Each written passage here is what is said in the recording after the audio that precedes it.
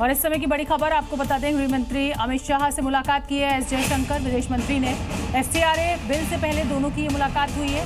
दोनों नेताओं के बीच लंबी बातचीत हुई।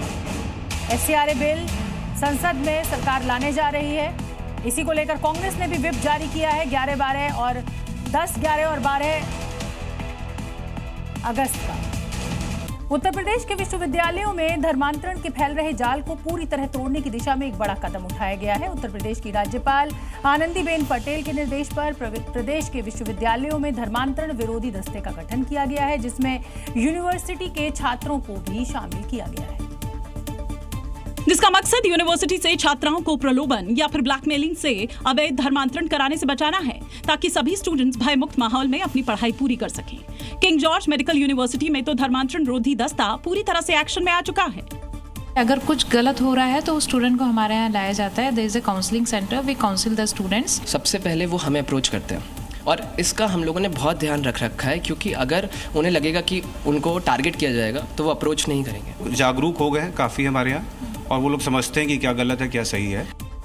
अब सवाल है कि आखिर यूनिवर्सिटीज में धर्मांतरण रोधी दस्ते की क्यों जरूरत आन पड़ी। दरअसल दिसंबर 2025 में केजीएमयू के एक सीनियर डॉक्टर पर कॉलेज की एक छात्रा पर धर्मांतरण के लिए परेशान करने का आरोप लगा था।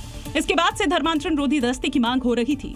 धर्मांतरण रोधी दस्ता शिकायतकर्ता की पहचान पूरी तरह से गोपनीय रखता है।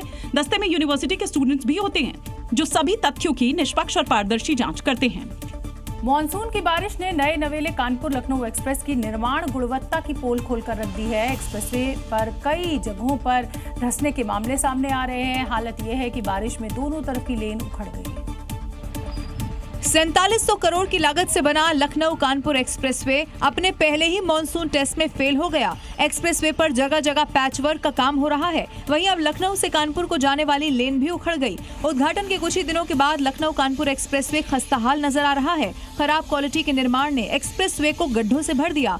उद्घाटन के बाद से अब तक अलग अलग हिस्सों में कई बार पैचवर्क और मरम्मत की जा चुकी है। हालांकि तेज बारिश लगातार करप्शन की परतें खोलती जा रही है। एक्सप्रेसवे की दूसरी लेन भी उखड़ गई है। मरम्मत के काम के चलते एक ही लेन से दोनों तरफ के वाहन गुजर रहे हैं। लखनऊ कानपुर एक्सप्रेसवे की खस्ताहाल पर एनएचएआई ने सख्त कार्रवाई करनी अब शुरू कर दी है।